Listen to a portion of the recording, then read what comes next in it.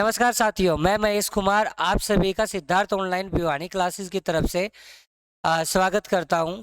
मेरे चैनल का जो नाम है वो है Siddharth online classes Bhiwani. Please इसको आप कॉम्पिटिटिव एग्जाम के लिए सब्सक्राइब कर ले, इस चैनल को शेयर कर ले ताकि सभी कॉम्पिटिटिव क्लासेस आपके पास टाइम टू टाइम आ पाएँ। जैसा कि सभी को पता है कि ये चैनल को 10 दिन हो गए हैं लाइव क्लासेस के लिए चैनल बनाया गया है, तो 1000 सब्सक्राइबर होने के बाद ही लाइव चलेंगी क्लासेस। तो जल्दी से इस चैनल को शेयर कर दो, सब्सक्राइब कर दो। मैं महेश कुमार आपको आज का टॉपिक जो पढ़ाने वाला हूं वो है टाइम एंड टेंस। देखो, टाइम एंड टेंस वैसे बहुत बड़ा टॉपिक है, लेकिन मैं आपको शॉर्ट तरीके से, मतलब छोटे से छोटे तरीके से आपको पढ़ाने की कोशिश करूंगा ताकि आप टाइम एंड टेंस की जो एरर्स हैं उनको डिटेक्ट कर पाए, उनको आसानी से सॉल्व कर पाए। तो आज का हम टॉपिक स्टार्ट कर रहे हैं, टाइम एंड टेंस। सबसे पहले आपको बात समझनी है, टाइम एंड टेंस। जो टाइम एंड टेंस में टाइम है उसका मतलब होता है समय। उसका क्या मतलब होता है? उसका मतलब होता है आपका समय। ठीक है, समय के लिए टाइम यूज होता है। टेंसेस जो होता है उसका मतलब होता है आपका क्रिया। Tense it is a form of verb. इसकी जो डेफिनेशन है वो ये है, it is a form of verb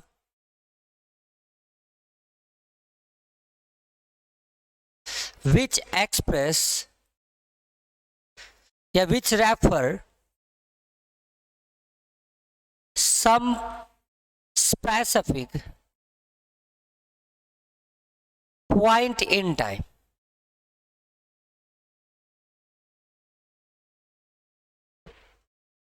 clear point? Simple सी बात, it is a form of verb which refer some specific point in time. कहने का मतलब ये है कि किसी भी टाइम के अंदर कोई स्पेसिफिक पॉइंट को रेफर करने वाली वर्ब की फॉर्म को टेंस कहा जाता है। किसको टेंस कहा जाता है? एक टाइम में किसी पर्टिकुलर पॉइंट को रेफर करने वाली वर्ब की फॉर्म को आप टेंस बोलते हो। तो आपको मतलब आप सभी को इस चीज का ध्यान रखना है कि जो आपका टाइम एंड टेंस है, जो आपका टाइम एंड टेंस है उसको डिपेंड, मतलब उसको समझना है तो आपको पहले टाइम के लिए समझना पड़ेगा। किस चीज के लिए समझना पड़ेगा? टाइम के लिए। ठीक है, टाइम के बारे में अगर आपको डिटेल में पता होगा तो आप टेंस इजिली सीख पाएंगे। तो हम आज अपने टाइम के बारे में पढ़ेंगे।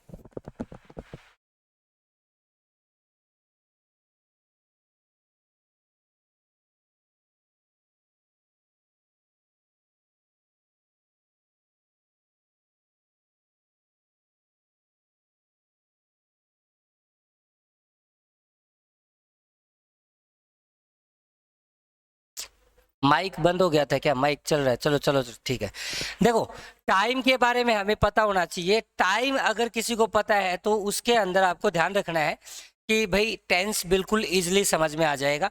टेंस और टाइम में डिफरेंसेस क्या होता है ये चीज समझ लो। टाइम आपको आंकना है किसके ऊपर? मतलब ये स्केल ऑफ टाइम है। आप एक बार बात समझो, ये सपोज करो स्केल ऑफ टाइम है तो ये आपका प्रेजेंट है। क्या ये आपका प्रेजेंट है? और इससे आगे आने वाला जो टाइम है वो आपका है फ्यूचर। और जो पीछे बीत चुका है उस टाइम को आप क्या बोलेंगे? Past time. क्या बोलेंगे उसको? Past time. आपके समय 3 प्रकार के होते हैं, प्रेजेंट, पास्ट और फ्यूचर। जो फिलहाल चल रहा है उसको आप प्रेजेंट टाइम बोलते हैं, और जो आपका बाद आगे आने वाला है उसको फ्यूचर टाइम बोलते हैं, और जो बीत चुका है उसको आप पास्ट टाइम बोलते हैं। अब पॉइंट ये है कि टाइम को आप 2 तरीके से कैटेगराइज करते हैं। पहला है पॉइंट ऑफ टाइम। कौन सा होता है? Point of time. मैं अभी आपको टाइम के बारे में बता रहा हूं, टेंस के बारे में अब बाद में करेंगे। आपको सबसे पहले टाइम के बारे में पता होना चाहिए कि एक्चुअल में टाइम क्या होता है। तो टाइम आपकी 2 तरीके से कैटेगराइजेशन किया गया टाइम का। पहला है point of time, second one जो है वो है ड्यूरेशन।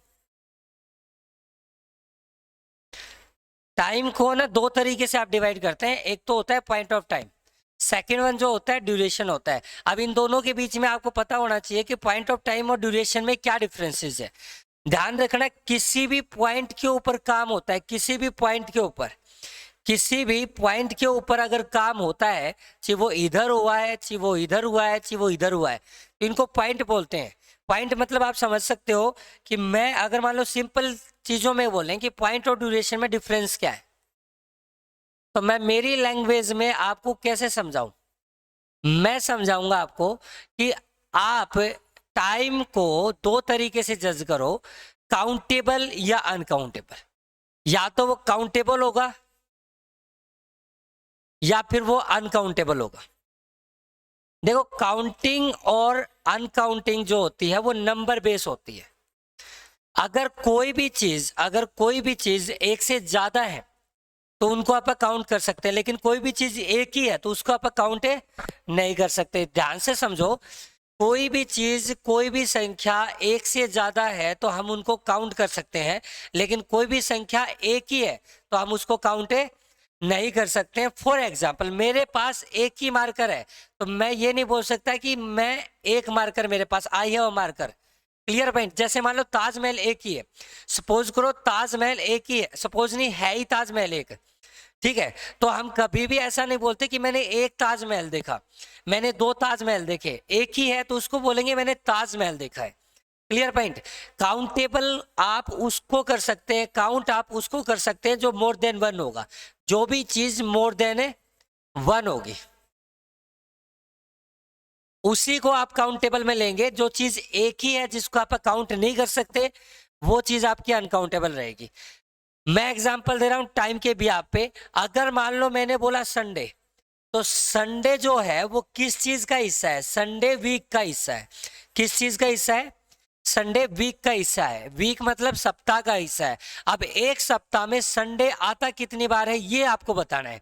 एक सप्ताह में 7 दिन होते हैं, लेकिन उस 7 दिन में से एक ही बार जो चीज आएगी उसको आप काउंट नहीं कर पाएंगे। हाँ, अगर मान लो मैं कहूं डे वर्ड है अपने पास, डे, अब डे का नहीं पता कि एक डे है, दो है, तीन है, चार है। आपको पता है वीक के अंदर 7 है, तो 7 में से कितने दिनों की बात चल रही है? ईयर में 365 दिन होते हैं, 365 दिन में कितने की बात चल रही है ये नहीं पता अपने को। तो इन चीजों को आप काउंट कर सकते हैं, डे वर्ड को आप काउंट कर सकते हैं, लेकिन संडे को आप काउंट नहीं कर सकते हैं। तो आपको ध्यान रखना है, जिस चीज को आप काउंट नहीं कर सकते, अनकाउंटेबल यूनिट ऑफ टाइम, एक ऐसी टाइम की यूनिट है जो अनकाउंटेबल है। अनकाउंटेबल फिर से बता रहा हूं, सपोज करो मैंने कहा मार्च। अब मार्च ईयर का हिस्सा है। किस चीज का हिस्सा है? ईयर का हिस्सा है। ईयर में 12 महीने होते हैं, 12 महीनों में एक ही बार मार्च आता है, तो इसको आप काउंट नहीं करेंगे, तो वो हो जाएगा आपका uncountable unit of A time. और अनकाउंटेबल यूनिट ऑफ टाइम अगर होगा तो उसको आप क्या बोलेंगे? पॉइंट। क्या बोलेंगे? पॉइंट। जो भी काउंटेबल यूनिट हुई, जो भी काउंटेबल यूनिट हुई उसको हमने क्या बोलना है? जो भी काउंटेबल यूनिट हुई उसको हमने ड्यूरेशन बोलना है। क्या बोलना है? ड्यूरेशन बोलना है। जैसे मान लो मैंने कहा 2 मंथ्स। अब आपको पता है कि मंथ्स ईयर का हिस्सा है। मंथ किसका हिस्सा है? ईयर का हिस्सा है। और एक ईयर में कितने महीने आते हैं? 12। 12 में से कितने लिए आपने? 1 2 3 4 या 5? इसका मतलब आप काउंट करके, अगर मैं बोलता मार्च, तो मार्च कितने लेंगे साल में आप? मार्च तो एक ही होता है जी, तो कितने लेंगे का क्या मतलब होता है? तो सिंपल सी बात, मार्च काउंटेबल नहीं है, एक यूनिट है ऐसी जिसको आप काउंट नहीं कर सकते, और अनकाउंटेबल यूनिट आपकी पॉइंट ऑफ टाइम में जाती है। ऐसे ही ड्यूरेशन जो है वो काउंटेबल यूनिट्स के लिए आते हैं। मैं कुछ एग्जांपल दे देता हूं आपको पॉइंट्स ऑफ टाइम और ड्यूरेशन के। मार्च वर्ड अगर आता है तो वो पॉइंट पे आता है। किस पे आता है? पॉइंट में आता है। ड्यूरेशन अगर आती है तो वहां पर वर्ड आएगा month. A month, 2 months, 3 months. Sunday अगर आता है तो आपको पता है वीक में एक ही बार आता है, लेकिन डे वर्ड वीक में 7 है, मंथ में 30 है, ईयर में 365 है। ठीक है, चाइल्डहुड आ गया, मान लो चाइल्डहुड। चाइल्डहुड मतलब बचपन। अब आपको पता है कि बचपन जो होता है वो लाइफ का हिस्सा होता है और लाइफ में एक ही बार आता है, तो ये क्या हो जाएगा आपका? Point of time. ठीक है, लेकिन जो ईयर वर्ड है साल, ईयर वर्ड आपका ड्यूरेशन रहेगा कितने साल पता नहीं, लेकिन 2022 ये आपकी लाइफ में एक ही बार आने वाला है, एक ही बार आया है, ये बाद में दोबारा नहीं आएगा। तो ये लाइफ का हिस्सा है आपका, जो एक ही बार स्पेंड किया जाएगा, दोबारा नहीं किया जाएगा, तो अनकाउंटेबल यूनिट ऑफ टाइम है। Clear point. तो कुछ एग्जाम्पल है पॉइंट ऑफ टाइम और ड्यूरेशन ऑफ टाइम के, एग्जाम्पल है ये, तो इनको ध्यान रखते हुए हम टाइम एंड टेंस करेंगे। अब मैं आपको बता रहा हूं नेक्स्ट पॉइंट, टेंस जो होता है, टेंस में टेंस का मीनिंग क्या होता है हिंदी में? टेंस का मीनिंग होता है हिंदी में क्रिया, एक ऐसी क्रिया जो बेसिकली समय के अनुसार आती है, समय के अनुसार आती है। किसके अनुसार आती है? समय के अनुसार, अकॉर्डिंग टू टाइम। मतलब किसी भी वर्ब को यूज करने के लिए आपको उसका टाइम तो ध्यान रखना ही पड़ेगा। ठीक है, टाइम के अकॉर्डिंग ही वर्ब यूज होते हैं, ये चीज हमेशा याद रखें। टाइम से बिना, मतलब जो भी वर्ब, जिस भी वर्ब के साथ कोई टाइम नहीं होगा तो आप उसका टेंस डिसाइड नहीं कर पाएंगे, ये चीज ध्यान रखनी है आपको। अब ये जो क्रिया होती है, ये जो एक्शन होता है ना, ये जो एक्शन होता है या वर्ब होती है, ये कितने टाइप से परफॉर्म की जाती है? ये एक्चुअली 2 टाइप से परफॉर्म की जाती है। ठीक है, टाइम एंड टेंस का बेसिक मैं आपको करवा रहा हूं। बेसिक के अंदर मैंने आपको बताया टाइम और टेंस में पहला पॉइंट है टाइम। टाइम को 2 तरीके से आंका जाता है, पॉइंट ऑफ टाइम और ड्यूरेशन पे। ऐसे ही मैं आपको बता रहा हूं कि टेंस जो एक वर्ब की फॉर्म होती है, उसको 2 तरीके से डिवाइडेशन में लिया गया है, 2 प्रकार बताए गए हैं, 2 टाइप बताई गई है उसकी। पहली, ऐसा एक्शन जो कि इनकम्प्लीट एक्शन है,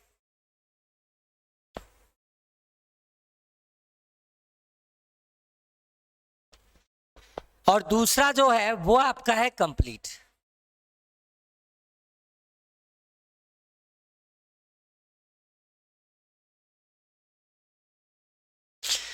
ये चीजें ध्यान रखनी है आपको। 2 तरीके के काम दिखाए गए हैं आपके।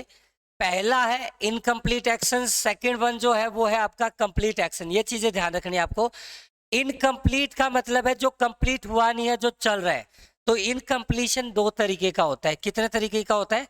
2 तरीके का। इनकम्प्लीशन जो है वो 2 टाइप से होता है। एक ऐसा इनकम्प्लीशन जो कि कंप्लीट होएगा ही नहीं, परमानेंट तरीके से चलता रहेगा, permanent going on action, permanent going on action.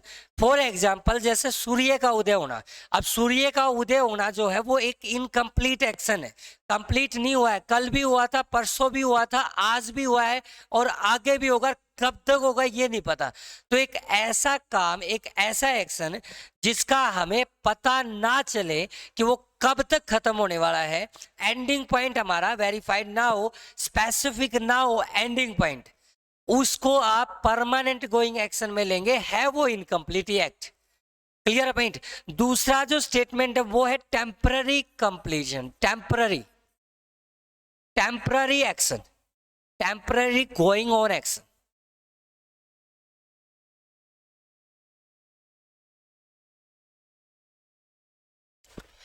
देखो, टेम्पररी किसको बोलते हैं? जो आज है और बहुत जल्द ना होने वाला है। Clear point. एक ऐसा एक्शन जो अभी चल रहा है लेकिन उसका एंडिंग पॉइंट अपने को पता है। तो वो 2 टाइप के एक्शन होते हैं इनकम्प्लीट एक्शन। मैं बता रहा हूं आपको, एग्जाम्पल दे रहा हूं। एग्जाम्पल ये है कि जो काम बहुत जल्द खत्म होने वाला है उसी को टेम्पररी बोलेंगे। और दूसरी बात ये है कि काम खत्म वो होगा जो स्टार्ट अभी है, जो चल रहा है अभी, जो अभी इनकम्प्लीशन में जो चल रहा है। जैसे मैं आपको टाइम एंड टेंस पढ़ा रहा हूं तो ये अभी इनकम्प्लीट है, लेकिन ये अगले आधे घंटे में या 1 घंटे में खत्म होने वाली है। इस चीज का डेफिनेट टाइम हमको पता है, इसीलिए इस काम को टेम्पररी काम बोला जाता है। तो एक ऐसा एक्शन जो फिलहाल चल रहा है वही बहुत जल्द खत्म हो सकता है, तो उसको हमें हमेशा टेम्पररी एक्शन में लेंगे। किस एक्शन में लेंगे? टेम्पररी एक्शन में। इस बिहाफ पे, इस परमानेंट गोइंग एक्शन को एक नाम दिया गया इंडेफिनेट का। किसका नाम दिया गया? इंडेफिनेट का। लेकिन जो टेम्पररी एक्शन है उसको नाम दिया गया कॉन्टिन्यूअस का।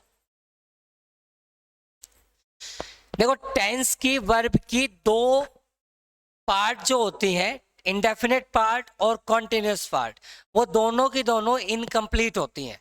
इंडेफिनेट मतलब जो एक्शन को, ऐसे एक्शंस को डिनोट करता है जो फैक्ट है, हैबिचुअल ट्रूथ है, हैबिट्स है, हैबिचुअल फैक्ट है, हैबिचुअल एक्शंस है, या फिर यूनिवर्सल ट्रूथ है। वो पहले भी थे, आज भी और हमेशा रहने वाले हैं, उनका एंडिंग टाइम नहीं पता, तो हम उनको परमानेंट गोइंग एक्शन बोलते हैं, परमानेंट गोइंग ऑन एक्शन बोलते हैं। लेकिन जो काम फिलहाल चल रहा है, अगर आप टीवी देख रहे हैं, ये वीडियो देख रहे हैं, तो वीडियो देखने का भी टाइम है। आप थोड़ी देर के बाद इसको बंद भी करने वाले हैं या कंप्लीट देखने वाले हैं, तो कम से कम आधा एक घंटे का जो ये वीडियो है, इस वीडियो को देखने वाले हैं, तो आपको पता है फिलहाल आपका काम इनकम्प्लीट है, बहुत जल्दी ये काम है खत्म भी होने वाला है, तो इसको हम टेम्पररी वर्क में लेंगे। I am watching the video, I am watching the video. आप इस तरीके से इस टेंस को प्रोनाउंस करेंगे। सेकंड वन जो है वो है आपका कंप्लीट, एक ऐसा एक्शन जो कंप्लीट हो चुका है। ये भी दो तरीके का होता है, या तो फुल्ली कंप्लीशन है या पार्शली कंप्लीशन, पार्शियल कंप्लीशन।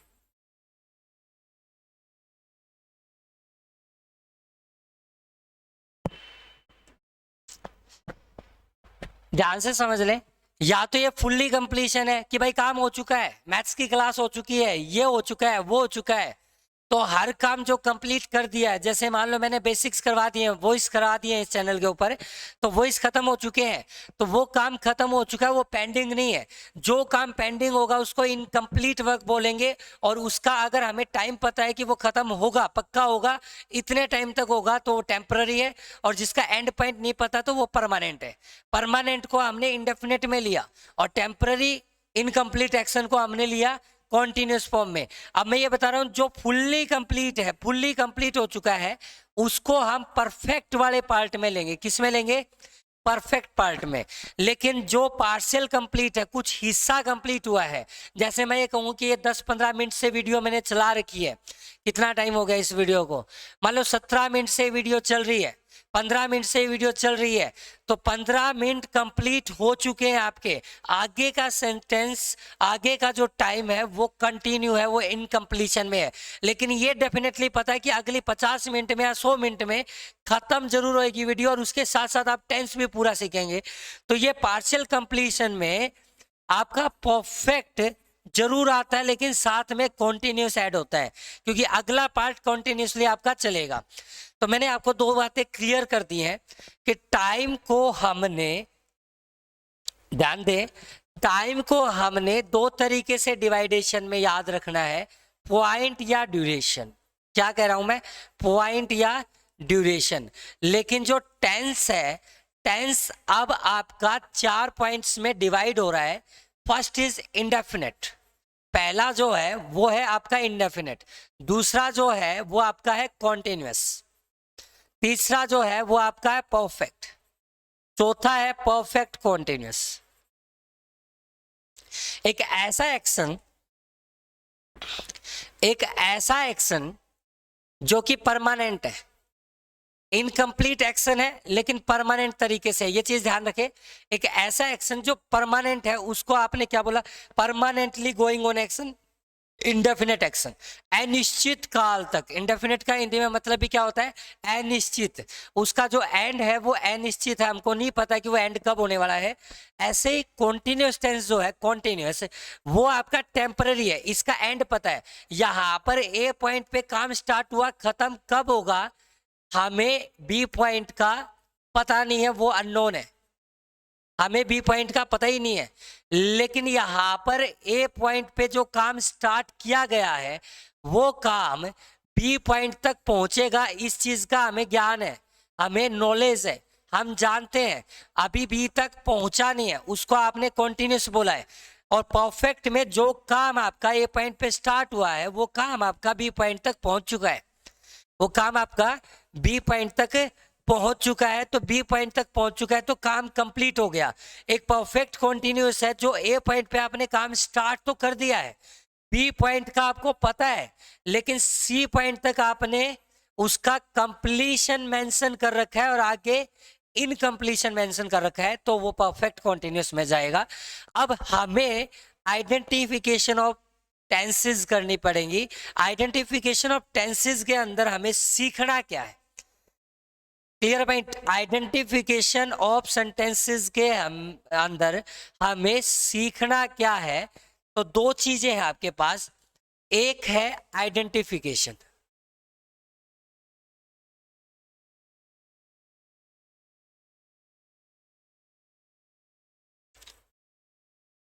हमें टेंस को देख के आइडेंटिफाई करना पड़ेगा। हमें टेंस को देख के आइडेंटिफाई करना पड़ेगा। क्या आइडेंटिफाई करना पड़ेगा?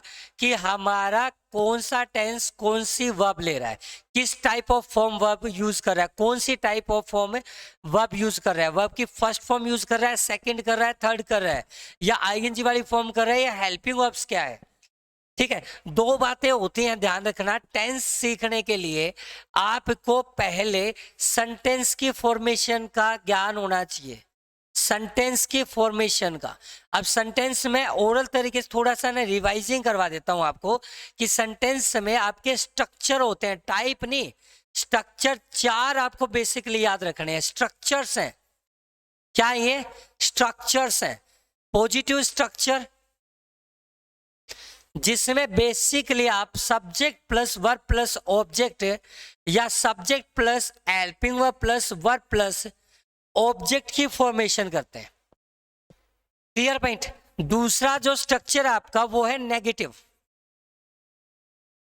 जिसके अंदर बेसिकली आप subject plus helping verb plus not plus verb plus object वाला स्ट्रक्चर यूज करते हैं। नेगेशन में जब भी किसी चीज का नेगेटिव मीनिंग देना है आपको, तो subject plus helping verb plus not plus verb plus object से दिया जाएगा। ऐसे ही तीसरा जो है वो आपका है इंटरोगेटिव। क्या है वो आपका? इंटरोगेटिव। इंटरोगेटिव में helping verb plus subject plus verb plus object. चौथा इंटरोगेटिव नेगेटिव स्ट्रक्चर है। इंटरोगेटिव नेगेटिव स्ट्रक्चर है, helping verb plus subject plus not plus verb plus object. Clear point. आपको ध्यान रखने हैं, टाइम एंड टेंस जो आपकी क्लास है उसको ढंग से सीखने के लिए जो बेसिक्स हैं वो क्या है आपके बेसिक्स में। आपको मैंने एक बताया आपको टाइम के बारे में। टाइम के बारे में शुरुआत में मैंने बता दिया आपको कि टाइम क्या होता है, पॉइंट क्या होता है, ड्यूरेशन क्या होता है। दूसरा टेंस जो है कितने पार्ट में डिवाइड होता है। तीसरी बात आपको सीखना है स्ट्रक्चर्स। स्ट्रक्चर मतलब बेसिक स्ट्रक्चर जो होते हैं, कंप्लीट स्ट्रक्चर तो मैं बेसिक इंग्लिश के अंदर क्लास में कराएंगे। जब भी हम आगे लाइव आएंगे तब बेसिक्स के बारे में आपको नॉलेज जरूर देंगे। ठीक है, क्लियर पॉइंट। आगे हम बढ़ते हैं। आगे आइडेंटिफिकेशन में हमने सीखना क्या है? आइडेंटिफिकेशन के अंदर हमने सीखना क्या है? आइडेंटिफिकेशन के अंदर हमें सिर्फ नॉलेज होनी चाहिए कि हमारी इंडेफिनेट टेंस के लिए, हमारी इंडेफिनेट टेंस के लिए, या फिर कॉन्टिन्यूअस टेंस के लिए, या फिर परफेक्ट टेंस के लिए और परफेक्ट कॉन्टिन्यूअस टेंस के हेल्पिंग वर्ब और मेन वर्ब क्या आती है। हेल्पिंग वर्ब और मेन वर्ब कौन सी यूज की जाती हैं, ये आपका प्रेजेंट टेंस। देखो, हेल्पिंग वर्ब और मेन वर्ब की जरूरत पड़ने वाली है आपको स्ट्रक्चर के अंदर। किन के अंदर? इन स्ट्रक्चर के अंदर। जो स्ट्रक्चर आपको करवाए गए हैं, इन स्ट्रक्चर के अंदर हेल्पिंग वर्ब मेन वर्ब से आपको पता चलेगा टेंस कौन सा लेना है। दो चीजें होती है, एक होती है आपकी आइडेंटिफिकेशन और एक होती है एरर फाइंड आउट करना। आइडेंटिफिकेशन के बिना आप एरर फाइंड आउट नहीं कर पाएंगे, इसीलिए सबसे पहले आइडेंटिफिकेशन सीख लीजिए। इसके अंदर जो वर्ब आती है वो आती है वर्ब की फर्स्ट फॉर्म या वर्ब की फर्स्ट फॉर्म के साथ एस और ईएस, और हेल्पिंग वर्ब के नाम पे डू और डज। लेकिन जैसे ही हेल्पिंग वर्ब आती है तो उनके बाद वर्ब की फर्स्ट फॉर्म आपकी कंटिन्यू कर दी जाती है। Clear point. ऐसे ही प्रेजेंट कॉन्टिन्यूअस में हेल्पिंग वर्ब जो आती है वो इज एम आर प्लस में ING। For your knowledge only, ये जो स्ट्रक्चर है, ये जो बेसिस है, ये जो वर्ब है, वो केवल आपकी नॉलेज के लिए है, ध्यान रखना, इनका आपको पता होना चाहिए। एरर के अंदर सिर्फ ये हेल्प करने वाली है अपनी कि हमको पता कैसे लगाना है, प्रेजेंट इंडेफिनिट आएगा या पास्ट इंडेफिनिट आएगा, ये बाद की बात है। हमें पहले क्या आइडेंटिफाई करना है, हमें पहले जो है वर्ब कौन सी दे रखी है, कौन सी आनी है, टेंस कौन सा दे रखा है, कौन सा आना है, ये आइडेंटिफाई होने के बाद हम डायरेक्टली क्वेश्चन को ठीक कर देंगे। परफेक्ट टेंस में आपका हैज या हैव प्लस वर्ब की थर्ड फॉर्म आती है। परफेक्ट कॉन्टिन्यूस में हेल्पिंग वर्ब आपकी हैज है होती है, लेकिन बीन के साथ आपकी ING वाली फॉर्म यूज होती है। ऐसे ही पास्ट टेंस के अंदर ध्यान दें, पास्ट टेंस के अंदर केवल सेकंड फॉर्म आती है, और जब हेल्पिंग वर्ब की जरूरत होती है तो डिड वर्ब यूज हो जाती है, और इसके बाद जो वर्ब यूज होने वाली है वो फर्स्ट फॉर्म यूज होने वाली है। ऐसे ही पास्ट कॉन्टिन्यूस में वॉज वर्ब प्लस में ING वाली फॉर्म। पास्ट परफेक्ट में हेल्पिंग वर्ब एक ही हैड, उसके साथ वर्ब की थर्ड फॉर्म रहेगी, had plus been plus ING। ये पास्ट परफेक्ट कॉन्टिन्यूस टेंस की आइडेंटिफिकेशन है। अब बात आती है फ्यूचर के। फ्यूचर में ध्यान दें, फ्यूचर वैसे तो यूज होता ही नहीं है आपका, लेकिन आइडेंटिफिकेशन आपको पता होनी चाहिए। शैल और विल मोडाल्स के रूप में यूज होते हैं, जिनके बाद हमेशा फर्स्ट फॉर्म होती है। ऐसे ही यहाँ पे शैल और विल प्लस में बी प्लस में वर्ब की फर्स्ट फॉर्म के साथ है ING, और यहां पर शैल और will plus have plus verb की फॉर्म, और यहां पे यूज होने वाली है शैल और will plus have been plus verb की फर्स्ट फॉर्म के साथ है ING। Clear point? ध्यान दें, यहाँ पे ध्यान से समझ ले। आइडेंटिफिकेशन ऑफ टेंसेज केवल आपको याद रखने, केवल आपको पता होना चाहिए हेल्पिंग वर्ब या पॉजेसिव केसेस यूज होने वाले कौन से हैं, ठीक है। करेक्शन ऑफ टेंसेज हम नेक्स्ट क्लास में करेंगे, ये चीज ध्यान रखना। आज हमने basic of time and tense कर लिया है। टाइम एंड टेंस की अगली क्लास है, उसके अंदर हम एरर फाइंड आउट करना एक सिंपल तरीके से, बिना कुछ याद किए हुए एरर फाइंड आउट करना सीखेंगे। उस क्लास की नोटिफिकेशन के लिए, उस क्लास को देखने के लिए इस चैनल पे please Siddharth online classes channel को सब्सक्राइब कर दें। सिद्धार्थ ऑनलाइन क्लासेस को सब्सक्राइब कर दें, ठीक है। अपने चैनल का जो नाम है वो है Siddharth online classes Bhiwani. Please इस चैनल को YouTube पे सर्च करें और इस चैनल को सब्सक्राइब करें। आज की क्लास के लिए थैंक यू वेरी मच।